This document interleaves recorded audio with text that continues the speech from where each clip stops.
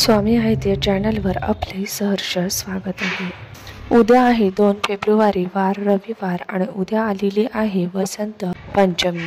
हिंदू धर्मात महिन्याला सणांचा महिना म्हणतात, कारण या महिन्यात माघी, गणेश जयंती, गुप्त नवरात्री असे मोठे सण साजरे केले जातात। या काळात वसंत पंचमीचा सण देखील याच महिन्यात येतो, जो संगीताची देवी सरस्वतीच्या पूजेला समर्पित आहे। सरस्वती पूजन म्हणजे वसंत पंचमी साजरी केली जाते। या दिवसापासून वसंत ऋतूला सुरुवात होते। यंदा वसंत पंचमी बाबत संभ्रम आहे। यावर्षी उदय तिथीनुसार वसंत पंचमी 2 फेब्रुवारी रोजी साजरे केले जाईल। देशाच्या काही भागात 2 फेब्रुवारी तर काही भागात 3 फेब्रुवारीला वसंत पंचमी साजरी केली जाणार आहे। वसंत पंचमीचा दिवस देवी सरस्वतीला समर्पित आहे। या दिवशी देवी सरस्वतीची पूजा केली जाते। देवी सरस्वतीला ज्ञान, संगीत, कला, विज्ञान आणि हस्तकलेची देवी मानली जाते। वसंत पंचमीला दिवस शुभ कार्यासाठी योग्य मानला जातो, त्यामुळे वसंत पंचमीचा दिवस अबुज मुहूर्त म्हणून प्रसिद्ध असून नवीन कामे सुरू करण्यासाठी चांगला दिवस मानला जातो। तर या दिवशी तुम्ही तुमच्या मुलांसाठी एक प्रभावी उपाय करायचा आहे। हा उपाय आणि या योगावर हा उपाय केल्यास तुम्हाला त्याचे चांगले फळ मिळणार आहे। तसेच मुलांसाठी एक वस्तू घरी आणायची आहे। हे 2 जर उपाय तुम्ही केले, दोष, विघ्न, अडचणी नष्ट होऊन अभ्यासात, नोकरीत प्रगती होईल।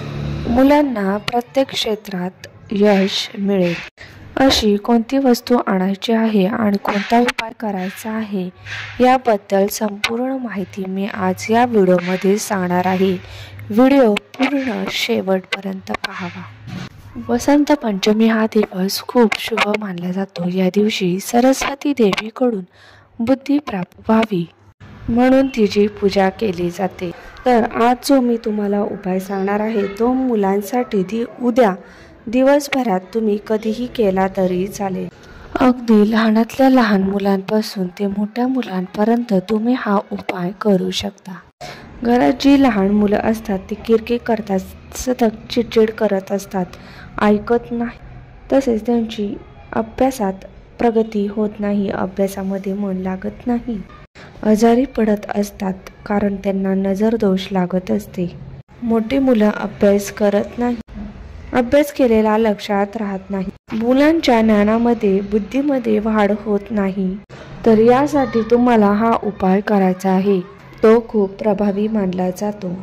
तुम्हाला उद्याच्या दिवशी माता सरस्वतीचे पूजन करायचे आहे।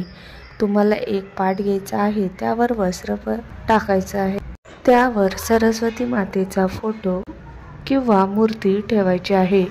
सरस्वती मातेला पिवळ्या रंगाची फुले अतिशय प्रिय आहेत। ती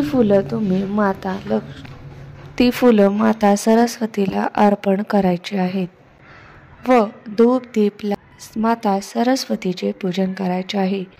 तुम्ही तुमच्या मुलांकडूनही सरस्वती मातेची पूजा करून घ्यायची आहे।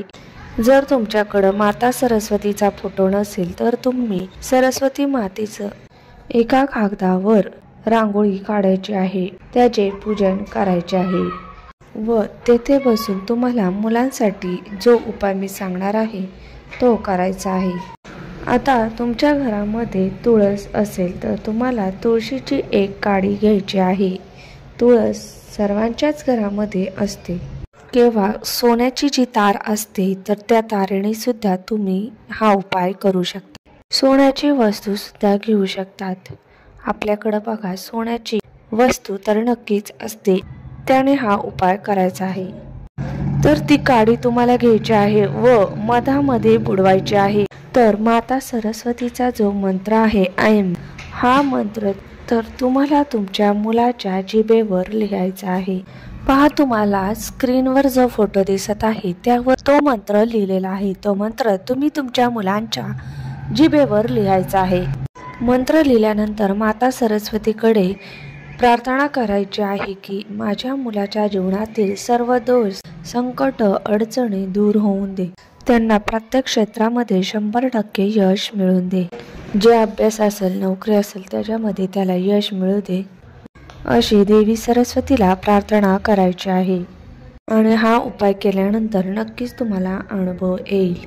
आता या दिवशी तुम्हाला एक वस्तू मुलांसाठी खरेदी करून आणायची आहे. तर ती वस्तू कोणती ते बघणार आहोत. तर मुलांसाठी पेन किंवा वही आहे ती आवर्जून आणायची आहे व माता लक्ष्मीला परत प्रार्थना करायची आहे की माता लक्ष्मी माझ्या मुलांना चांगली बुद्धी प्राप्त होऊन दे, त्यांची अभ्यासात प्रत्येक क्षेत्रात प्रगती होऊन दे. विद्यार्थ्यांसाठी हा सण अतिशय खास असतो, म्हणून माता सरस्वतीचे पूजन तुम्ही अवश्य करावे.